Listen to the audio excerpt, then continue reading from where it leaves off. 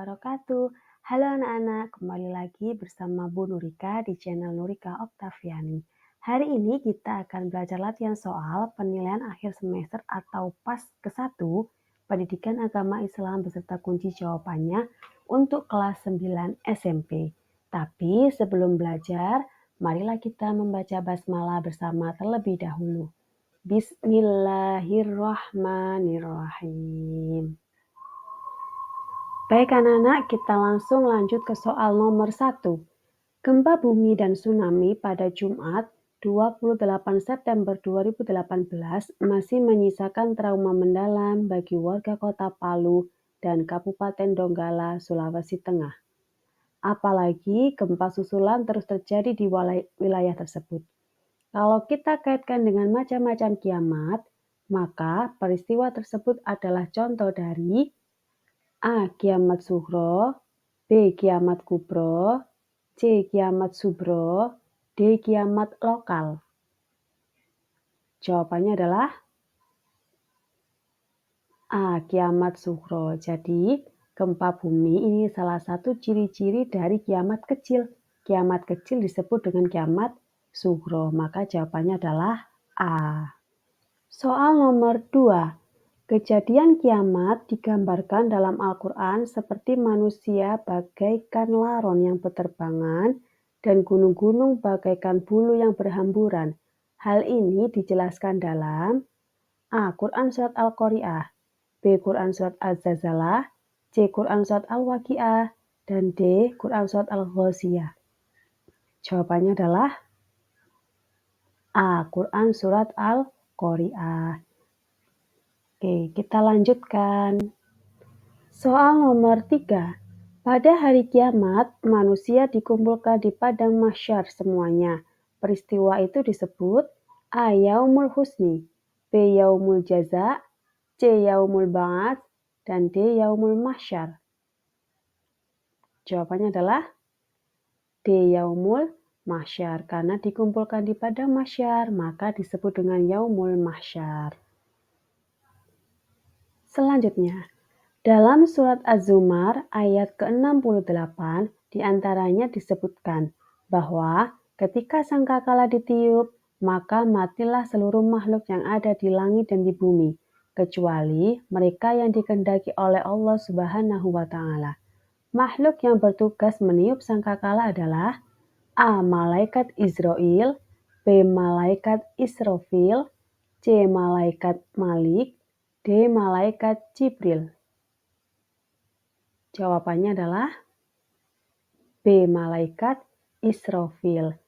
Apabila meniup sangkakala karena S sangkakala depannya S, maka yang meniup adalah Israfil yang ada S-nya juga.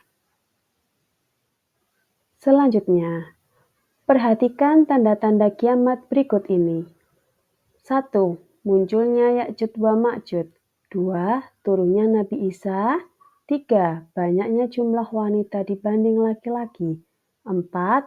Gerhana di barat, gerhana di timur. 5. Kemaksiatan merajalela. Yang bukan merupakan tanda-tanda kiamat kubro adalah kiamat kubro itu adalah kiamat besar. Maka yang bukan tanda-tanda kiamat kubro adalah nomor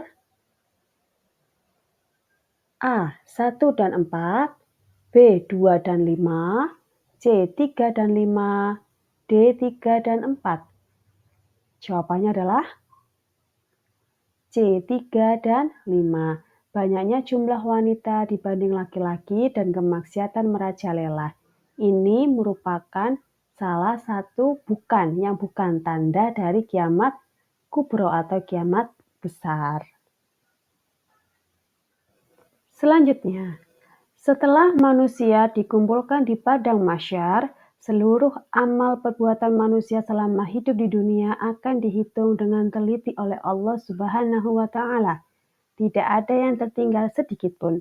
Peristiwa tersebut dinamakan A. Yaumul Hisab, B. Yaumul Mizan, C. Yaumul Jaza, dan D. Yaumul Mahsyar.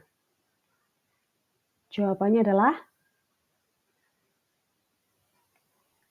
A. Yaumul Hisab. Jadi, Ketika amal perbuatan itu dihitung disebut dengan yaumul hisab. Hitung, hisab, depannya sama-sama H. Oke, selanjutnya. Liputan6.com Jakarta. Sebanyak 1.948 orang meninggal dunia karena gempa Palu dan Donggala, Sulawesi Tengah. Badan Nasional Penanggulangan Bencana atau BNPB mengatakan jumlah ini berdasarkan data yang masuk ke BNPB hingga siang tadi. Orang yang sudah meninggal dunia berada di alam barzah. Dan sesudah kiamat, manusia akan dibangkitkan semuanya di alam kubur. Peristiwa tersebut dinamakan A. Yaumul Hisab, B. Yaumul Mahsyar, C. Yaumul Mizan, dan D. Yaumul Ba'ats. Jawabannya adalah B. Yaumul Ba'ats.